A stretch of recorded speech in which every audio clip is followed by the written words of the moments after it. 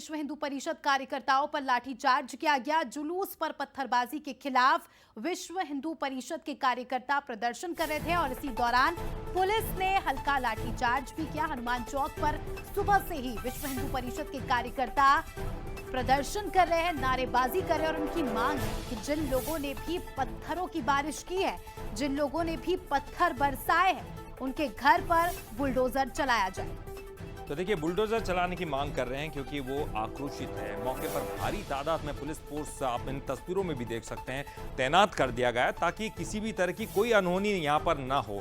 तो गुनाह में पथराव हुआ, पथराव के बाद आक्रोश सड़कों पर भी दिखाई दिया। उसके बाद नाराजगी इस कदर है कि आरोपियों के घर बुलडोजर चलाने की मांग करते हुए ये लोग सड़कों पर उतर आए। देखिए, तस्वीर आपको दिखा रहे हैं। हालांकि इस दौरान पुलिस बल भी तैनात था यहाँ पर और आप तस्वीरों में भी आप देख सकते हैं पुलिस फोर्स यहाँ पर तैनात है ताकि किसी भी तरह अप्रिय स्थिति का निर्माण न हो। छावनी में तब्दील कर दिया गया है गुनाह को। तो तस्वीरों में आप देख सकते हैं पूरा इलाका, पूरा शहर छावनी में तब्दील और बड़ी संख्या में पुलिस के जवान भी यहाँ पर मुस्तैद है और लगातार स्थिति को कंट्रोल में करने की कोशिश की जा रही है। लेकिन हिंदू संगठन के लोगों का आक्रोश भी लगातार बढ़ते जा रहा है। 40 डिग्री पार गुना का आज टेम्परेचर रहा और इतने टेम्परेचर, इतनी गर्मी में भी देखिए इन लोगों का जोश कितना आया है और एक ही मांग कि आरोपियों के घर को बुलडोजर से ध्वस्त किया जाए। जब तक बड़ा एक्शन नहीं लिया जाता तब तक हम शांत नहीं रहेंगे। जैसा आप सबको पता है कि 12 तारीख को एक जुलूस निकल रहा था और उसमें हल्का पथराव हुआ था। इसके बाद से लगातार पुलिस प्रशासन और उसके पहले भी सतर्क रहा और अभी आज इन लोग का ज्ञापन का था, विश्व हिंदू परिषद का और बजरंग दल वालों का। तो ज्ञापन लेने से पहले ही कुछ जगह गलियों में लोग घुस गए थे, तो फिर हम लोगों ने एसपी साहब, कलेक्टर साहब सभी आ गए थे और उन्होंने पूरा कंट्रोल कर लिया, इसको ज्ञापन ले लिया गया। इसी बीच जो ये लोग गलियों में घुसे थे तो कुछ मुस्लिम समाज की महिलाएं ये कहने आई थी कि हमें सुरक्षा दिया जाए, तो उनको आश्वासन दिया गया कि आप लोग पूरी तरह सुरक्षित हो और फिर उनको पुलिस की गाड़ी से उनके घर तक रवाना किया गया।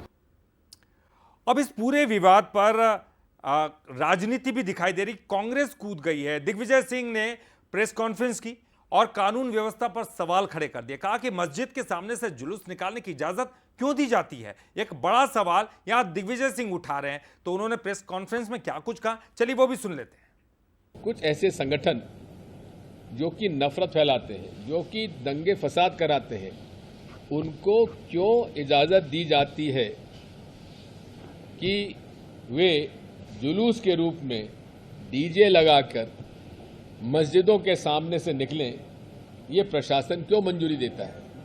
ये डबल इंजन की सरकार की मानसिकता है नफरत फैलाकर दंगे फसाद कराने की, राजनीतिक लाभ को। लेकिन अब धीरे धीरे लोगों के बात समझ में आ रही है कि भाजपा का, संघ का धर्म से कोई लेना देना नहीं है। उनको तो नफरत फैलाकर दंगे फसाद कराना और उसके आधार पर राजनीतिक रोटियां सेकना, ये ही उनका धर्म है, यही उनकी राजनीति है। इधर गुना मामले पर धीरेन्द्र कृष्ण शास्त्री का भी एक बड़ा बयान सामने आया है। गुना के दोषियों को फांसी होनी चाहिए, ये धीरेन्द्र शास्त्री कह रहे हैं। हनुमान जयंती के जुलूस पर पथराव की उन्होंने निंदा की है। हिंदुओं में डर पैदा करने के लिए ऐसा किया, सरकार को उन्हें फांसी पर लटका देना चाहिए। तो देखिए, एक तरफ जहां विश्व हिंदू परिषद के कार्यकर्ता आरोपियों के घर को बुलडोजर से ध्वस्त करने की मांग कर रहे हैं, तो वहीं धीरेन्द्र कृष्ण शास्त्री कह रहे हैं कि घरों को क्यों ध्वस्त करना है, जो आरोपी है उन्हें फांसी की सजा दी जाए। दोषियों के घर बुलडोजर चलाए तो जाए, लेकिन इन दोषियों को फांसी की सजा दी जाए जो इस तरह के कुकर्म करते हैं। हनुमान जी की शोभा यात्रा पर हुआ है, वो कोई भी हो, किसी का भी धर्म हो, चाहे वो यहूदी हो, पारसी हो, मुसलमान हो, ईसाई हो, सबकी अपनी अपनी आस्था होती है। पर किसी के भी आस्था पर पत्थर फेंकना इस बात से दर्शाता है कि ना तो वो मनुष्य कहलाने लायक है, ना वो जीने लायक है। उनको तो भारत सरकार को फांसी की सजा देवे। ऐसे लोगों को, कोई भी होवे, किसी भी सनातन परंपरा का होवे और किसी की भी आस्था को ठेस पहुंचाए, उसको तो दंड देना चाहिए। और हम तो वहाँ के मुख्यमंत्री श्री मोहन जी को कहेंगे, हमारे बहुत ही प्रिय हैं, लाडले हैं, कि उनके घर पर तो बुलडोजर चलाएं।